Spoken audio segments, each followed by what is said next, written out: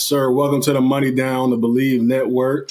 We got a special guest on here tonight. We got Michael Portone, owner of Endless Supply sneaker store in Chicago. So if you're in the Chicago area, make sure to check them out. Got 2 stores in Chicago. We'll definitely, get into that. Whenever we have guests on our show, we always like to go back to the beginning. So can you let the people know what were your interests like as a kid? Were you always into the shoes? Were you playing sports? Like, where it started? You always know you're going to be a business owner? Yeah, first off, thank you guys for having me. It's honestly an honor to be on here.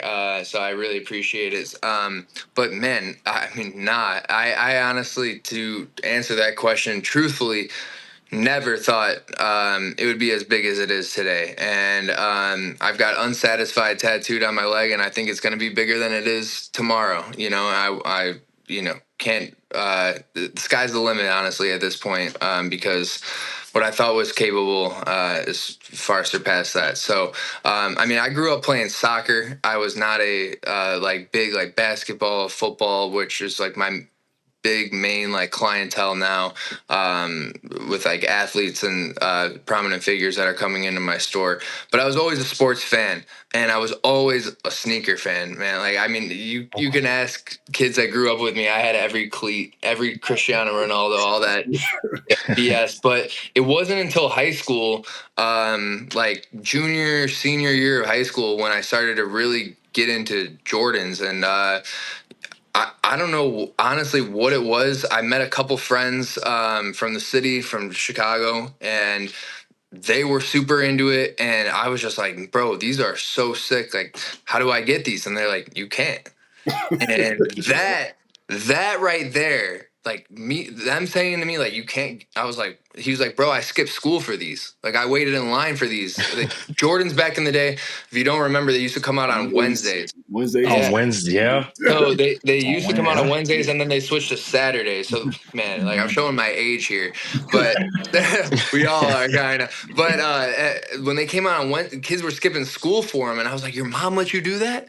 And they're like, bro, do you see what these are going for? So this is way before StockX, way before GOAT, way before all that stuff that everybody knows about now. And all you knew was eBay. And basically, there's so few pairs on eBay. If I said a pair was going for X and you said a pair was going for X, we might as well just average the middle, and that's where we were. Because you really did not know the price. We used to say the price of sneakers was whatever someone was willing to pay. Yep. And Japan had a whole different market. China had a whole different market than us, because all these shoes are, getting manufactured there, but getting sent to here. And then we're getting the majority of the stock, and then their prices are, they're obsessed with basketball. And anyway, long story short, that's what got me into it. Was everybody wants something that nobody else can have. And it's simple as put, when, my friends are showing up in shoes, and I'm like, I can't even get those. I was like, I got to get something that you can't get. And so that's what really got me into sneakers, and everything I didn't want, I started to make money on, because somebody else would want it. Another man's trash is another man's treasure. So everything that I didn't want, I was like, all right, let me make a quick buck on this so I can get something that I do want. And from there, the collection started to grow.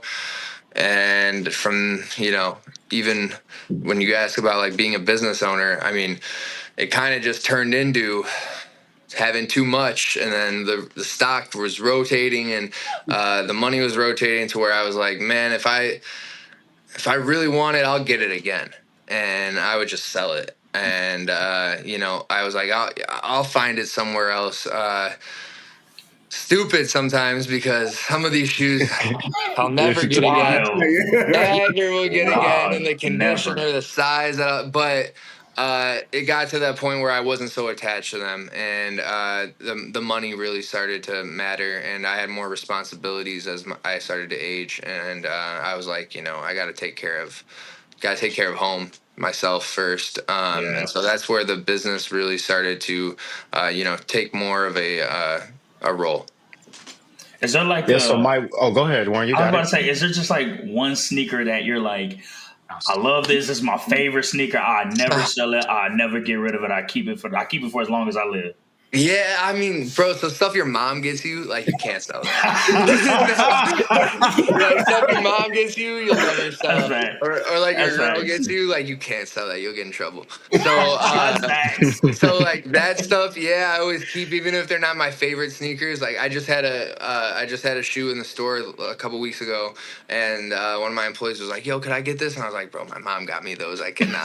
Like I Nah, cannot I feel have that. those for a long time. I I cannot. feel I know that. they're beat up and they look shitty, but like, nah, I can't. Like, because they like to pick. They see a lot of stuff. So, but yeah, I mean, it all depends, right? Like, so is there a shoe that I'm like emotionally attached to from when I like saw as a kid, where I was like, man, I really, really wanted this.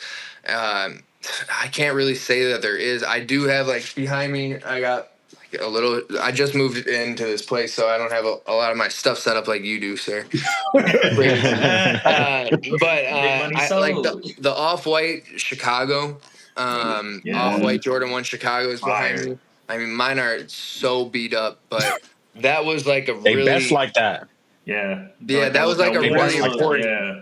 that was like a really important time for me in sneakers. I guess that's when I really turned on the jets, so to speak, and I was like, this is what I'm gonna do in life. Is Yeah. just I'm gonna make this stuff, and I started hoarding those. And man, God rest his soul. And I hate to say it, but like Virgil passed away, and that's when they skyrocketed. And I mean, the same thing happened with Kobe Bryant when he passed away. Like the shoes go up. It sucks that like America and the world rather makes money on tragedy, but you Yeah. know, like I said to begin with, I mean, people want what they can't have. So when he passed away and when Kobe Bryant passed away, I mean, a lot of people figured what is to do, what's going to happen with these things. So when he passed away, those went up a lot. They went, price went up a ton, and I think I had 12 or 13 pairs, brand new, every size, and sold them all for a lot more than Major. I paid. A lot more than I paid. So I wasn't crazy emotionally attached to them to where like I had to keep all 12, but I still kept my size, which I wear all the time. And they're so gross, like they're so beat up, and they're still in their condition worth so much that like they're still worth like probably $2,000-3,000. And like how, You can't man, get them. I could show you guys them. Can't get them.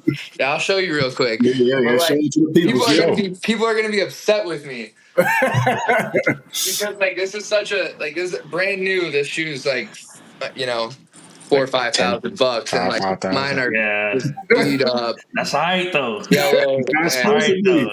Yeah. That's how they supposed to be. gone. Yeah. So like even if somebody offered me what they're probably worth, I'd say no, just because of how much they meant to me at that time, and I'd rather keep them in their beat up, gross condition, just to be like, oh, that was a sick time back then. What these were going for. Yeah, for sure.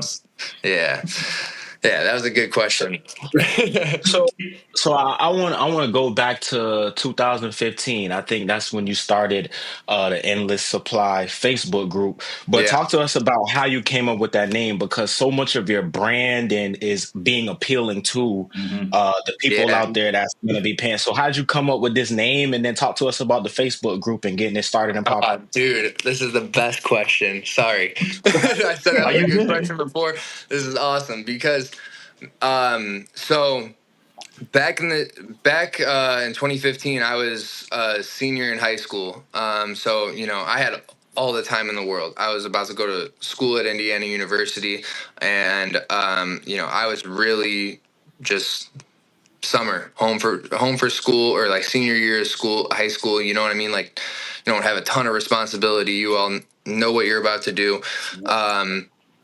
So I was, like I said, going to Indiana University, and I was home. Like, well, how can I make money? All my friends are cutting grass or, being a lifeguard or doing something like that. And I was in the mall picking up shoes, going to mall to mall to mall.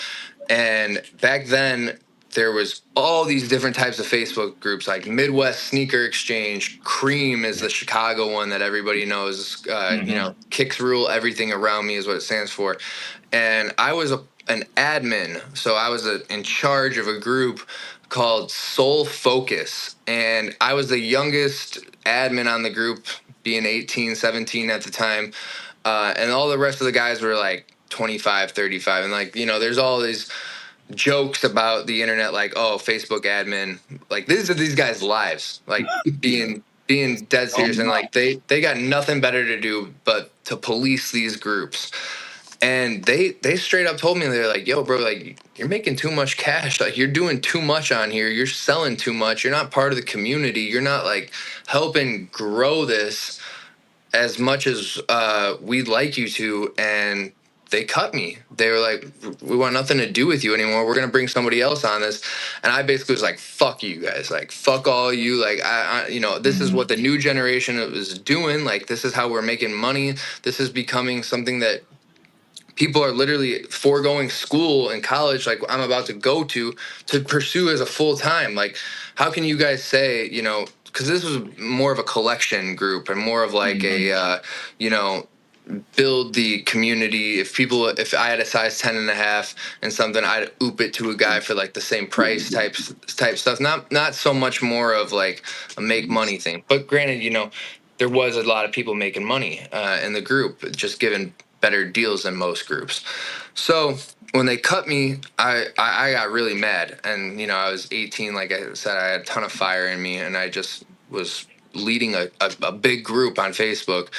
And so I'm sitting with a couple of my friends, and they were like, you know, just make your own. And I was like, bro, you should like start from scratch. I was just leading a group that had 50,000 members, you know, 50,000 people posting in this shit every single day. Crazy. And I'm one of 10 people on there, you know, influencing this. And bro, I could post a candy cane in there and it would sell. You know what I mean? Because of like because of who I was, just simply put, in the group, you know, being in charge of that. So when they took that power from me, and it was like a 5-4 vote, like being 10 guys, like I was getting kicked out. So like 4 dudes were still on my side, and I still fuck with them today. To this day, I'm still boys with those 4 guys, and the other 5 dudes, like I do not talk to them. But I'm petty like that. But it's funny. It's funny how things work out. So anyway, like I said, my friends were like, "Bro, just make your own. Just do," because they were all in the groups, and you know, having a little favoritism on pulling anybody that I want in, approving their friend requests faster, or their approvals. So anyway, Yeezy Supply was a big thing at that time. It just came out. Yeezys were huge. Kanye West had just announced that he is announcing that he's coming out with his own website called Yeezy Supply, and he maybe had done 1 drop on there. And I had just gotten in my order from Yeezy Supply, and I'm reading the tag that he sent everybody, and it was like, enjoy endless possibilities when you shop at Yeezy Supply. And I was just like, yo, what the, like, endless supply? And I just took both of those and put them together. And when I was like, yo, endless supply, like that's what I'm going to call the group. And I told my friends out loud, I was a big 10 and a half, 11 collector, you know, that's my size. So that was where I found the market for most of my buyers and stuff. And anything that, like I said, didn't sell, I was keeping. So I would always go for my size for my plugs and all my people. And so that was my big clientele. When I said, yo, I'm going to name the name Endless Supply of the group, my friends were like, yo, you know, you got to get every size then. Like, you got to be endless. Like, you got you're putting a lot of weight on your shoulders now, like naming it that. And I was like, I'm going to do it. I have to. Like, that's the way to grow. That's going to get me the most people as fast as I can, rather than I was in charge, like I said, about that group of the 10 and a half, 11 people. There was a guy in charge of the 13s, the 14s, the 9s, you know, like everybody, the 8s, like everybody had their role, and they kind of policed, you know, 50,000 members. So when I was like, endless supply, I was like, and you two are going to be the admins. I'm talking to my friends. I'm like, and you two are doing it. They were like, neat. But it turned out to be one of the best things that ever happened. And I actually, like, the main dude that asked me to leave the group and kick me off, like when I first opened the store in River North like 4 years ago, he shot me a message and was like, yo, I know I gave you a lot of shit, but I just wanted to like let you know, congratulations on everything. Times change, you know, and things go on. And I think that looking back at it, if they were more open to evolving the group, you know, and to a more selling thing rather than being a community based, it'd be still active. Then again, Facebook's not the app that it was in 2015 either. We've all transformed to Instagram and whatever else. So TikTok, all this. TikTok, yeah. TikTok is a whole other beast. That's where it's at, man. That TikTok. That is a crazy animal. But yeah, exactly. So yeah, that's how it all started from I was actually getting cut from a group and not taking that for an answer and starting from square one.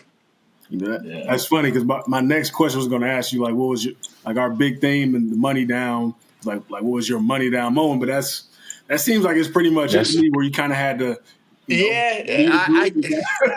For sure. No, you're not gonna make everybody happy. That's definitely the thing that took me a long time to learn, especially with like TikTok. When that first came out, I was responding to every comment like, "You don't know what you're talking about," like blah blah blah. Getting mad at every person, and you just. There's your biggest support will come from a stranger, and your biggest hate will be from someone that you know. So that's facts. I mean, it's just always how it goes. Yeah. It's always how it goes. So that took me a long time to learn, and I'll say like that. Besides the whole Facebook and growing and everything, that was a big thing for me to be like, why don't they love me? Like, why aren't they on my side? But you'll never appeal to the masses. They'll always find some reason to be mad at you. You just gotta, that's how you know you're doing something right. You gotta take care of those that take care of you, though, and just keep it pushing. 100%. What gave you the confidence to be able to want to open up a store? Because taking on your own business, that's a lot of risk. That's a beast. It's a different beast. Yeah, that's a beast. At what moment did it click for you? Like, okay, I'm gonna open this store. I have the support. I have the team. I'm all in on this. So I graduated from Indiana University. It took me 5 years to graduate. Most kids go to 4-year university. I was not that smart. I had to take an extra semester, and then that turned into an extra semester.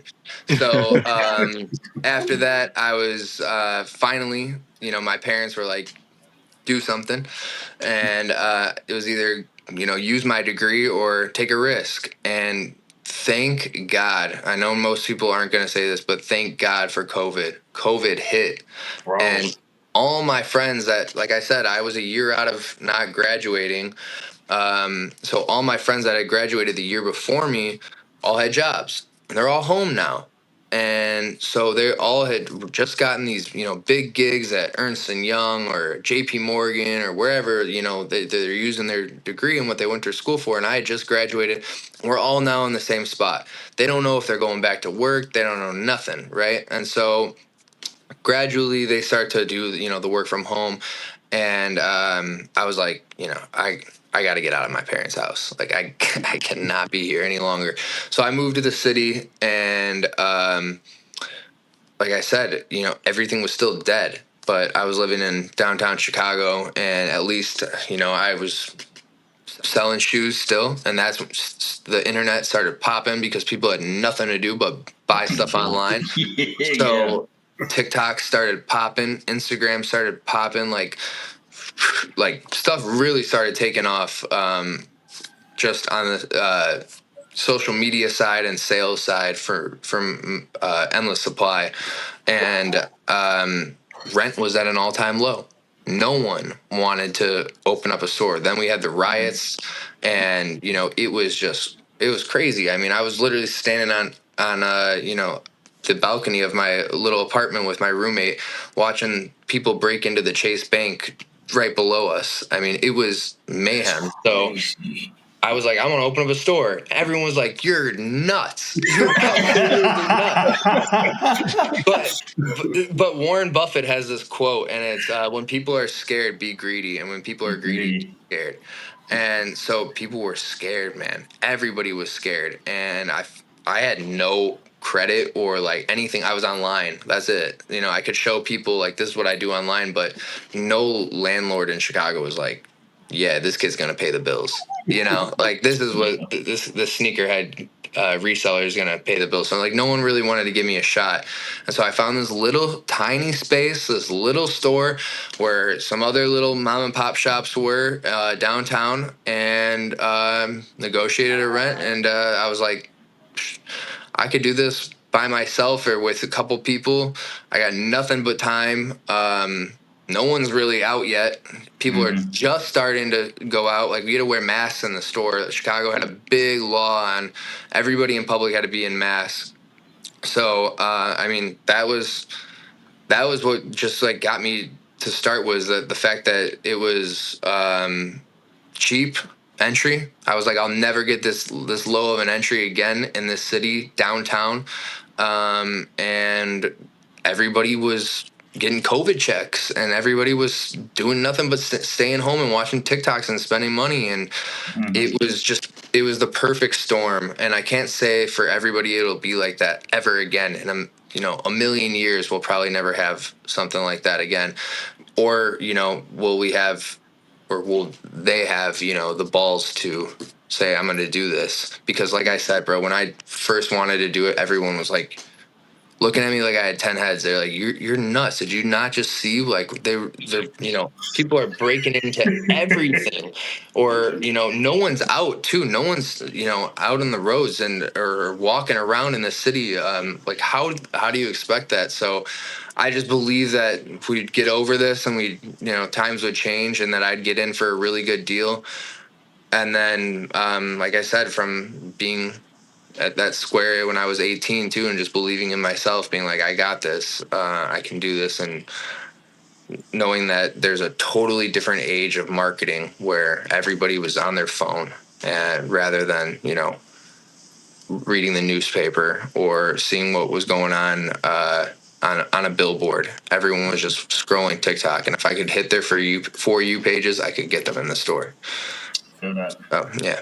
Yeah, I want to. So a quick story. I know you hinted a little bit about 2020. So for myself, 2020, Nike SB is coming out with the Grateful Dead pack. Obviously, if you're a sneakerhead, the orange pair was a little bit, not a little bit, was harder to get. They had the whole little thing in San Fran that was tough as hell. But I know for me, I always wanted the green pair and the yellow pair. So I copped the yellow pair, and here it is. I'm on Instagram. I'm trying to find out how the hell I'm going to get these green pair of Grateful Dead SBs, and ran across Endless Supply on Instagram, shot the DM to my man Mike, and he had these on there, and here it is. 5 years later, I still got the sneaker that you sold me.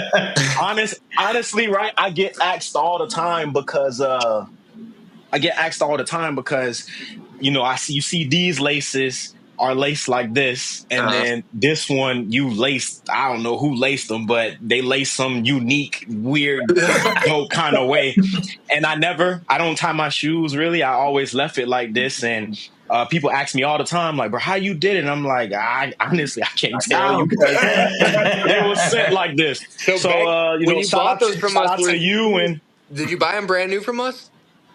Yeah, brand new. Okay, yep, brand new. I don't know who would have done that lacing, because I do my shoes like that. So I was, are we the same size? Yeah, well, we were the same size, so they probably, I don't know if they was brand new when they came. Them and laced them myself, and then you were just from a source, and you only laced one like this. So I really need to probably, next time I'm in the rack, I'm up that way, I need to bring them, so maybe you can. I can do it. I was gonna say, because I do that. I do that to my shoes. Just I've done that always just to try and be different. I did that to my LeBron 9s back then. So that's funny, man. Yeah, I'll do it for you. Yeah, so man, shout out to Mike, shout out to Endless Supply, y'all. Ah man, I appreciate you. Thank you for shopping. Y'all got me right with the green ones, and from there on out, told James, hey, you need to holler out Endless Supply. Thank you, bro. Look, 5 years later, we here on the money down. Yeah, man. Thank you so much. Full circle. It's really cool, and that's a beautiful pair. I'm super glad it's a really rare pair too, and an awesome pair. You're putting a good name out for me. It's not like I got you a pair of Forces or something like that. Nah. I appreciate that. Yeah, that's an awesome pair for sure. Bro, I gotta ask you. I'm gonna go back a little bit because you said something that was like truth, right? And so and we like motivating the youth and all that stuff and giving direction to the youth too. And like you said, some of the people that love you the most are going to be complete strangers, and some of the people that Yeah. hate you the most are going to be the people closest to you. Man, just talk about like how important it is to have a good team around you that supports what you're doing, that supports your vision that you have. Because obviously you've done a lot on your own, but you've expanded and you have people that you trust working for you, working with you, things like that. Like, talk about how important it is. Because right now I feel like everybody wants to look out for the homies, and sometimes it's like that's not the best support to have next to you when you're chasing your aspirations, and you know what I'm saying. So we just want to make sure that make sure y'all young ones listening, but we just want to make sure that they know that. I totally, and it's like a sensitive topic because you feel like, oh, these guys have been around for me for so long, but then why aren't they reposting my shit? Like it's real easy. All you got to do is, but then they post like "Happy Birthday ASAP Rocky." Yeah. You're like,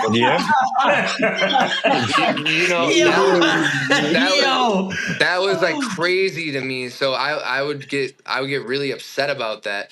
But then you'd find the few that do, and you're like, yo, like, that's my boy. I say this all the time.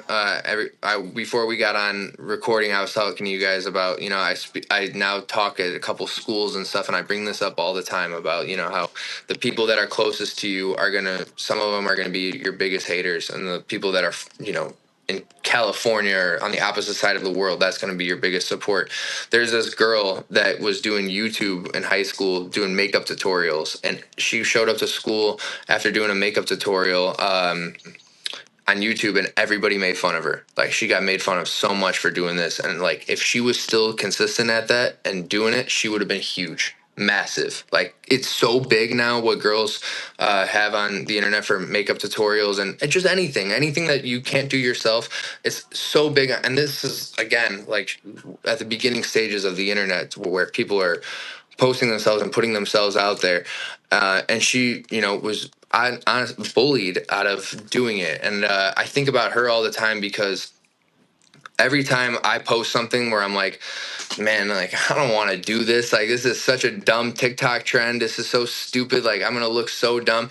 I think about the millions of views that it's going to get me, and then everything else that comes in, like, fuck what everybody else thinks, right? Yeah. So that's the hardest thing is to say, like, F what everybody else thinks, and not give a shit. And your friends are going to be the first ones that are closest to you that you give a shit about their opinion, and that you actually think like, this is the end all be all. This dude's going to, talk about me to the girl I like at school, and like, I'm going to be embarrassed. Like, if I could go back to high school me and tell them that like, the 100 kids that I know, that I'll still talk to 2 of them, I'd be so shocked. I'd be so shocked, and then I would care so much less about, what I'm putting out there, because 98% of them, 5 years later, I'm not even going to, consider them part of my daily, regiment, seeing them at school or whatever it is, just putting myself in the shoe of a high schooler. But that's a a big part of what holds a lot of people back, I think, is like, what is everybody else going to think? And the second you get yourself over that hump to where you're like, let me care about what I want to do. Let me, put myself out there and get myself in the spotlight. And you see, it's hard because like, it's not going to happen overnight. The hate's going to come before the love, and the love starts coming after you are consistent. And when you start showing people like, yo, I'm really doing this, and then you'll find somebody on the internet that's like, yo, he's really doing this, and then you're like messing with that dude back and forth, and you're like, yo, appreciate you believing in me. And then, like I said, like 10 years later, I've got people that are in the Endless Supply Facebook group. I had a guy that came in my store that was like, bro, I've been rocking with you since 2014. I appreciate you. This is crazy. It's the first time we're meeting. But he's from Kentucky, and he's got a whole family now. And he said he's been buying shoes in my group since he was in college. So, I mean, I was in high school at that time. I mean, it's just, it's crazy. So, if you gave a shit about what everybody else thinks, like you might as well just not do it. Is just what I'm trying to say at the end of the day. Like save yourself the time and do all that, and go just be average. Be average if that's what you want. But if you want to do something like this at a young age and like take a risk, like now is the best time. Now you got nothing to lose, and I'm speaking just to the young kids too at this time. Like I'm not trying to offend anybody who's like got big aspirations as like a 40-year-old or 50-year-old guy or something like that. But as a young kid, like you've got nothing to lose. Like if you fail and you put every single dollar and every single summer that or the whole, even if you put a whole year of this into it and you lose everything, bro, you're still 20 years old. You're 21 years old. Like It's your whole life. Bro, you got so much to build upon. And then that's the I got a quote that's in my store that's like, try and fail again, fail harder, and then fail a little bit less. And just every single time, as long as you just keep failing a little bit less, that's all success. And you can't look at it as failures. Like nothing should be a failure. Nothing should be a waste of time. Everything is learning. And the second you take those, it's all mind, right? It's all the way that you put it in your mind. A lot of people will put 8 hours in and be like, and get nothing from it and be like, that was a waste of time. Like, to me, I'm like, I'll never do that again. I'll never even take, like, I should have known in the first 45 seconds, right? Like, you start to pick up on stuff and, you hope to fail less, and that's a learning lesson rather than a failure. And then, like I said, not giving a shit about what everybody else says and just keep going. Consistency and failing a little bit less every day. Dog, hey, I'm about to start my rap career, dog. Hey, let's go. Hey, yeah. Illinois, look for me. SoundCloud. Super encouraging. I want to ask you, right? How does it feel when you get somebody like that who's been rocking with you since 2014, and they come in the store and they sit there and they can tell you like, bro, I rock with you so much. I had to come to the shop and at least just see you. Like that got to be some. Obviously, we're all gonna be humble, but that has to be a gratifying, feeling for yourself to know that you're reaching so many people, not just from in your city, but from all over the state. Super Bowl champion comes in my store. Absolutely wild to me. I mean, watch the Patriots my whole life. Bonkers to me. Something like that. Somebody comes in from Washington State and they're wearing an Endless Supply T-shirt and says that to me. I'm sorry, it tops you, bro. It is so it's so surreal to me though, because that's like where it all started. The support to me, it blows my mind. It really does. And like I can't give those people enough thanks. And like I talk their ear off and I always ask them like, yo, where'd you see me first? Like just like you guys told me. Like, how did you? Thank you so much. I'll go back to usually 9 times out of 10 it's Facebook, and I'll find their profile and I'll look at our old messages and start reading it off to them and be like, bro, like, oh, you bought the like, and I'll go back to that time in my life and think about where I was, and that stuff is incredible to me, and I can't thank those people enough. That's really every single customer is so important to me and means the absolute world to keep this dream alive for me every single day. But the people that have been there since the beginning have a just such a special place in my heart. And when I get to finally meet them or interact with them, it's really it's like it's out of body kind of type deal, because it's like talking to somebody that you met on Xbox Live and then you link up for them the first time and you're like, yo, like what up? We've had so many times, and it's the same thing in the sneaker community, because you'll be talking to them and they're like, yo, if you secure these in a 12, let me know. And then you're talking every day and you're like, yo, I think I'm gonna get a 12. I think they're gonna come. Like I think my boy's gonna call me, my plug's gonna get me. And then like they get them and then you sell them and they wear them, they post them on their IG. Like it's a whole story in itself for every single release. And Yeah, and then especially when you get people in and like a shoe goes up or a shoe tanks, and then you have like a crazy story, and you're like, bro, remember I waxed you for $2K for those? Like, they're only worth 180 now, bro.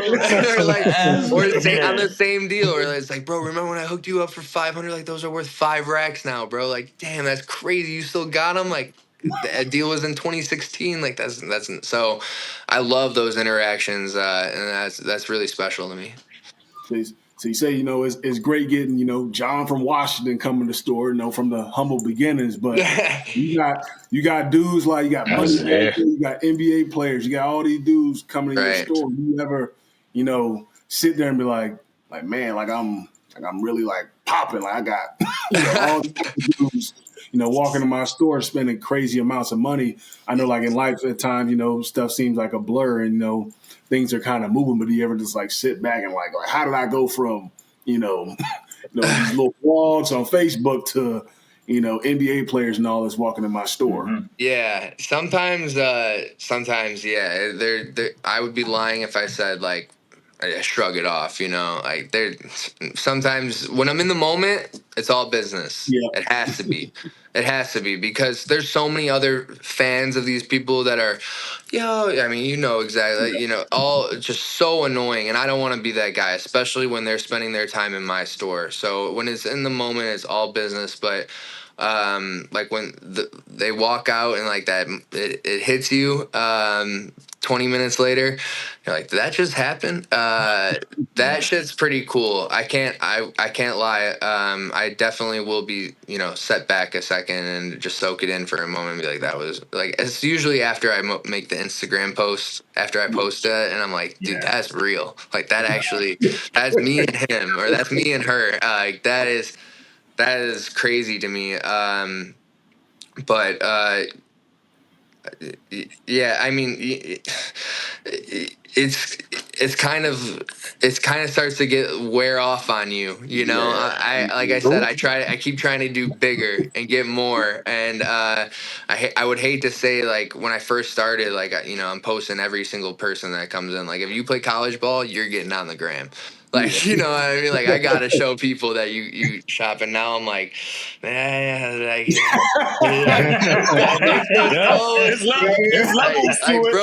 bro told me he's up and coming rapper. Like, he's got like 10K followers. Like, should I make this post? Like, he wanted he wanted a pic. But, so, yeah, like, there's definitely those people that you're like, holy shit. And then, yeah, so it starts to come with the territory.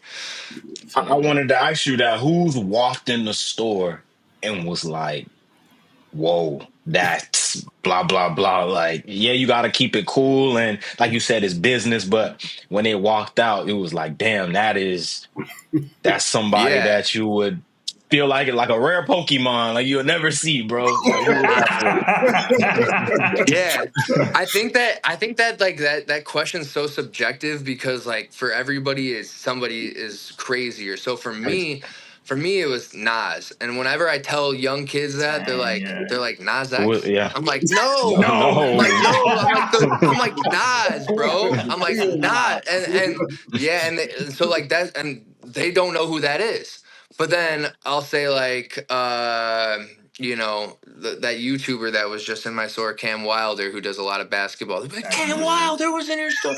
So like it's all subjective. But Nas was crazy for me because like I mean I'm a huge Jay-Z fan, huge Nas fan, and then like especially like Ether, the song where Nas this is Jay-Z, like bro, back in the day when I was like pissed off at somebody, I would throw that on just to be like, oh, he hates him way more than I hate him. Like I gotta calm. That shit would not only calm me down but pump me up. And when he came in my store, I was like, bro, like pinching myself. I got autographed stuff that I bought online from him, and then he's in my store, and that was crazy. If you look at the Instagram post on our profile, I mean, he looked at my shoes that I was wearing in the store. I was wearing some blue LVs that day, and he was like, yo, you got those in a 10.5? And I was like, and he bought them off my feet and then performed in them that night. I was like, crazy. and I got it all on that's video. dope. I got it all on video, and I was like, what the hell happened? Like, that was, for things to come full circle for me, that was nuts. So like, for me, that's the most crazy person. That kind of was like, this is nuts. But like, you ask women that have shopped with us, they think like Angel Reese, Simone Biles, those are crazy prominent figures. And like, that was really, I mean, Simone Biles, my family's big into gymnastics. So when I met Jonathan Owens before I met Simone, and I talked to her on FaceTime, and even just talking to her on FaceTime before she came in my store, I was like, I just talked to like one of the greatest Olympians of all time. Like, so yeah, it's like, it all, I mean, Allen Iverson, bro, like him coming in the store. Damn. When Allen Iverson came in the store, I was like your breath, and he's talking to me, and he's like, "What's up, baby?" He's like, "What's up, baby? How you doing?" I'm like, "What the?" The whole time I'm in there, like, straight face business mode. What can I help you with? Can I get you a water, anything like that? Just trying to make him comfortable. But the second he walks out, I'm like, bro, he called me baby and shook me. That's AR, bro. That stuff true. that stuff is nuts to me after the fact. But yeah, those were like some really, really cool ones. That's dope. Yeah. Oh man. What advice would you give to, any young entrepreneur or somebody who's, trying to get into the sneaker business? What advice would you give to them, when they're trying to get started? Find what you love, and then find out how to make money off of it. That's the easiest thing I can tell you. If you'll never work a day in your life if you do what you love. I happen to like literally just stumble into this becoming a business for me through hard work and a hobby becoming a business. So I suggest people do the same. Find what you really enjoy, find a hobby that you like, and then figure out how you can make money off of it. If you like model planes or something like that, figure out who makes the wings, figure out who does that, and then get into it. You know what I mean? I'm just using it as an example, but there's always a way to insert yourself into something that you love, no matter what it is. And if you find that little pocket to where you can enjoy what you do every single day, like I said, you'll never work a day in your life. 100%, man. Go ahead. I was gonna say also, like, could you like talk about the importance of networking? Like we talked about that before we jumped in, and how important it is to know people. Yeah. Could you talk to the youngsters about that too? Yeah, like I said, I don't know if we were recording when I said that, but I was like, it's not about the money you make, it's about the hands you shake. And that and you dropping so many gems, bro. Like, this whole interview is full of quotables, bro. That you can, but it really feel like it's so true, and it's so true because you're only as good as your last deal. Like, as many deals as you make, if I did a deal with all three of you right now, and two of you had a good experience and one of you has a bad experience, you're gonna go home and tell everybody, F this guy, and two of people are gonna say this guy's a great guy.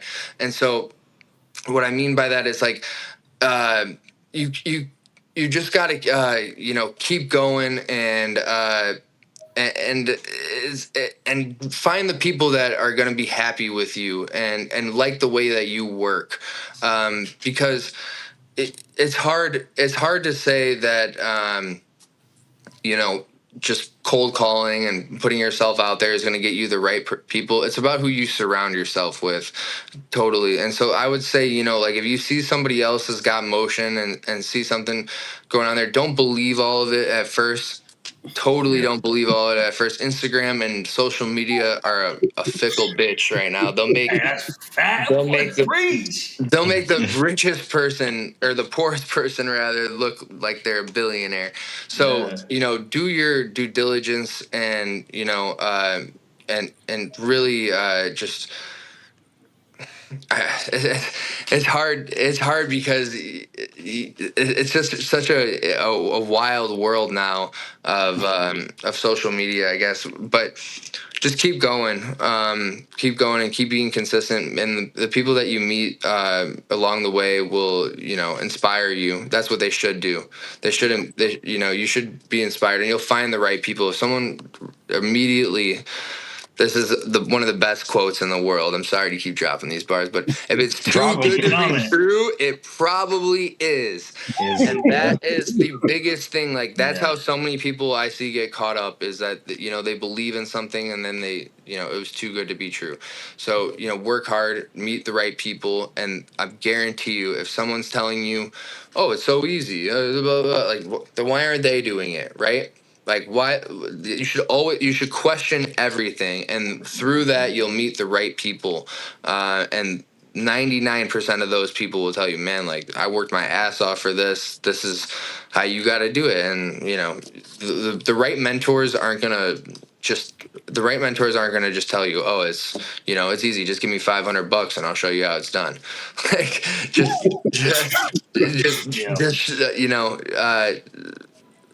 it's all through hard work. So you'll meet the right people through that. Is all about what I'm saying.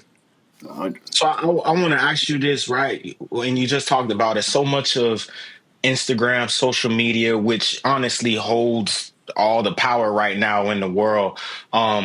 Nobody talks about, everybody shows the glam and the pros, but talk about the cons. Talk about some of the, maybe it doesn't have to be personal, but maybe some of the roadblocks you went in. How did you get through those moments? What did you lean on somebody, a friend or a family member when you was in that tough time? Because I think so much of business everybody thinks is good, but when you get into a business, you definitely see, right? It ain't always up. It's gonna be seasons where it's gonna be down, but you gotta have that. You gotta have that factor in you to keep going, no matter when you hit that roadblock. So just Yeah. talk about a situation for you. Yeah, social media, like you said at the beginning of the question, is a bitch, bro. Like, it's great, it's a good bitch, it's a fickle bitch at the end. It's like sometimes it's great, and sometimes it's, oh my god, like you want to reach through the phone and choke them, and that's exactly what you got to remind yourself, is that you can't, and that they're just somebody behind a screen that you'll never see. You probably don't know they got a fake profile that they set up just to hate. And that was really, really tough for me at first, like I said, with TikTok, because when you hit the algorithm and your video starts going viral, everybody's got something to say. So everybody's putting their comments on there and starting to say stuff. And you just got to remember that so many people are uneducated and don't know what the hell that they're talking about. As long as you know that you're telling the truth, and you're in your heart of hearts, you know everything that you're doing is legit and good, and you're not taking advantage of anybody.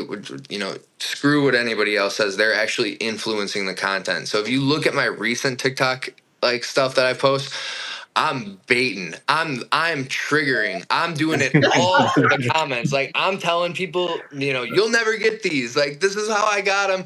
This is what we got them for on our website. And like, they get so mad, and they're in the comments, but in my head, they're making my video go. They're turning it up, and I'm not even doing anything but changing how I post rather than getting offended by it. I'm influencing it, and that's one thing that it's hard to for people to, especially just starting out, to see on social media, is the hate. And like, you just got to use that to your advantage, right? Like, anytime I see people starts calling our stuff fake or something like that, like, I immediately just flip the script on them and show them how stupid they look for commenting that, stuff like that. But you can't do that to everybody. You'll get gray hair, and you'll just immediately grow old from doing that with everybody. So that's just a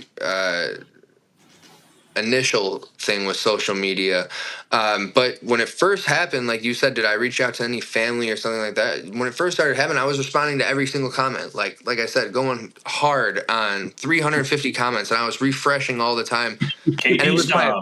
and it was my little brother. KD style is hilarious. It was my little brother, bro. I've got a little brother who's 5 years younger than me, who was like, bro, what are you doing? Like, that's like just what people do. Like, this is what happens when you start to grow. Like, everybody has this. And he started to show me like all the big creators, and he's like, look at how much hate they get. Like, their TikToks are, half of the people are saying good stuff in the comments, but the other is hate. And like, that's what's making them pop, is that the comments are all influenced like that.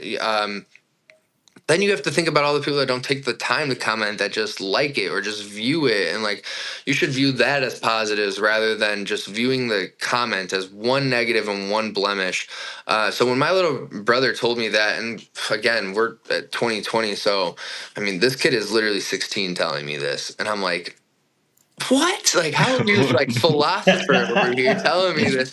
I was shocked, but he was so right, because he was hip to it. And that totally opened my eye to where I was like, screw it, just influence it and, use it to your advantage. And you got to think differently about it rather than letting it beat yourself up. 100%, man. We appreciate you jumping on with us, Mike, man. It's a dope episode. You dropped a ton of gems, man. And look, if you're in that Chicago area, you got to check out Endless Supply. If you can let them know where your locations are at so they can go find you, too. Yeah, I appreciate you guys again. Thank you so much for having me on here. I mean, this was incredible. It's always great to talk about this. So I'm extremely humble and grateful for the opportunity, guys. Our first and biggest location, downtown Chicago, right in the center of the city, across the street from Louis Vuitton and Gucci, on Michigan Ave in Walton, 100 East Walton Street. Endless Supply. You'll see it right when you get onto Walton Street. It's the first store on the right-hand side. And then we've got another store in the Wicker Park area of Chicago, right next to Supreme, which is very prominent sneaker and streetwear brand. 1424 North Milwaukee Avenue. So like I said, that's in Wicker Park area of Chicago. Both beautiful areas of the city. If you don't find something at my store, you'll find something around there. Hello. Appreciate it once again, and make sure y'all check out Endless Supply, man, for the kicks, for the bags, whatever you need. My guy Mike. Some bags be. I've seen some. I ain't gonna lie. Hey, listen, a little bit out my price range, but I done seen some. Bro, you and I both. You can't get high on your own supply.